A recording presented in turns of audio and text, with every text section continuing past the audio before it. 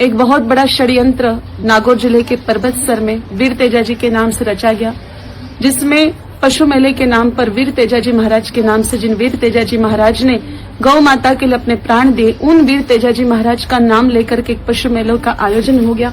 जबकि हम लोगों को पता है 2014 से हाई कोर्ट ने पशु मेले पर पाबंदी लगाई है, परंतु यहाँ के स्थानिक प्रशासन से हमें ऐसी जानकारी दी गई कि यहाँ के जो मुख्य मेले हैं उस पर पाबंदी नहीं लगाई गई है।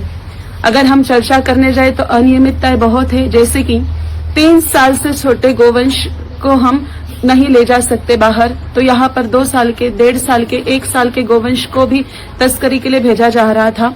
साथ ही साथ में जो गाड़ियों का स्ट्रक्चर था उसकी भी बहुत सारी अनियमितताएं थी। जैसा गोवंश को ले जाने के लिए स्ट्रक्चर चाहिए, बैरिकेड चाहिए, उस प्रकार से उसके भीतर नहीं थे।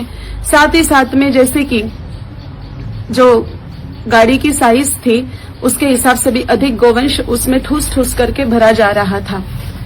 तो ये सब जब जानकारी गौ भक्तों को प्राप्त हुई और वो संज्ञान लेने के लिए पहुंचे, तो वहां के जो स्थानीय राजनेता हैं, स्थानीय प्रशासन अधिकारी हैं, उन्होंने गौ तस्करों से बहुत अधिक मात्रा में वो लोग निरंतर रूप से घूस लेते हैं, निरंतर रूप से वो स्थानिक मात्रा में अधिक पैसे खाते हैं।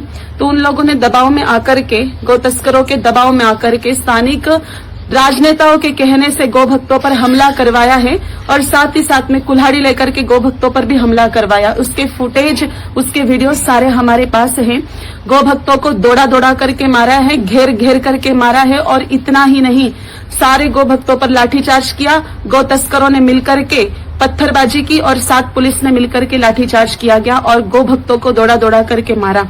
जब इस बात की सूचना मुझे मिली तो सीकर से कथा समाप्त होते ही गौ रक्षकों के साथ में, गौ भक्तों के साथ हम वहां मौके पर पहुंचे, परंतु हुआ ऐसे कि राजनेताओं के दबाव में आकर के स्थानीय पुलिस प्रशासन ने भी हमें हिरासत में ले लिया और रात्रि को 2-3 बजे तक हिरासत में रखा और उसके पश्चात हम वहां से बाहर आए हैं। आप सभी गौ भक्तों से मेरा आग्रह है, आप सभी इस बात को संज्ञान में लीजिए कि परबतसर के पशु मेले में गोवंश की बहुत अधिक मात्रा में तस्करी हो रही है।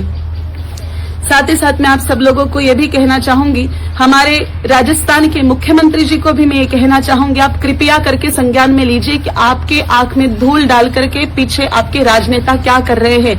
बीजेपी, आरएलपी और कांग्रेस सारे नेता एक हो चुके हैं। ये जो नेता, विरोधी नेता थे, उन सब लोगों ने एक होकर के, जबकि उनको गोरक्षा के क्षेत्र में कार्य करना चाहिए था, ये सब गौ तस्करों का साथ दे रहे हैं और गौ हत्या को बढ़ावा दीजिए। ये आप मुख्यमंत्री जी कृपया करके आप नोटिस में लीजिए, आप कृष्ण के वंशज हैं, आप कृपया करके इस सबको गौ माताओं को बचाने का पुनीत कार्य कीजिए। गौ माता आपको खूब आशीर्वाद देगी।